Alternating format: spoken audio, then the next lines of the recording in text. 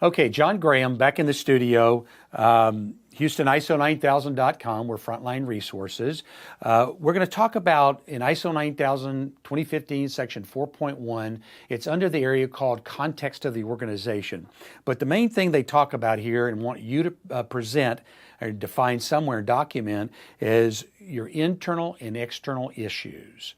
Now, what are these about? Let's think for a minute. These are your company issues, the ones that are the real issues that cause you problems. Think of what causes your organization headwind and makes it difficult to move forward. Now, be careful. You may not want to display all these in your ISO system to make them available to all employees, because some of them could be confidential. What if you're saying we need to outsource part of our purchasing department? People will pick that up and suddenly there's bad rumors. Be careful. So this does not have to be available to everyone, but it does have to be available, written by and available by executive management. So what are some external issues? Just to get you thinking here, some people put the price of oil. That could be. How about the fluctuating price of raw materials? That could be one of them too. Changing regulations. Our government right now is trying to change a lot of regulations and international trade agreements. Those are of concern to some companies. They can sometimes be in your favor and sometimes work against you. So any other things, but the things that are real issues to your organization. Now that's external. Outside of your organization, but influencing you, creating headwind for your organization. Now, let's talk about the internal issues within your boundaries, within your quality system. Aging workforce there's a lot of companies dealing with that.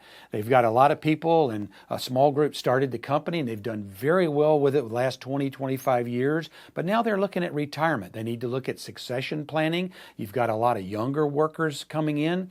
I've even had one client that put integrating the millennials into our culture. They're not saying the millennials are bad. What they want to make sure they do is the millennials are coming in with all kind of different technology and applications, and this company wants to benefit from those. They're able to multitask with all of these things, and they can bring a lot of good ideas into the organization to increase productivity. So that can be an issue. It's a good issue, but it is an issue, and they need to incorporate that.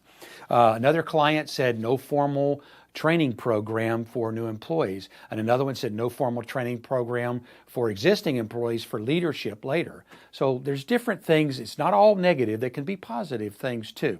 So it's under the context of the organization, section 4.1. And the thing you want to remember, whatever you put down here, you're going to consider when you do your risk management in section 6.1, when you could have risk and opportunities. It doesn't mean you're going to run risk analysis on every one of these. It means when you make your list of risk, you're going to consider these. And a few of them will get on your list.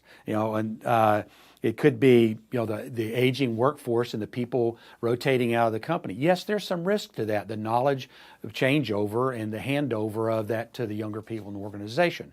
So internal and external, but make sure they're your real issues, not generic, because you're going to use them later in 6.1 risk analysis. Okay, that's the issues.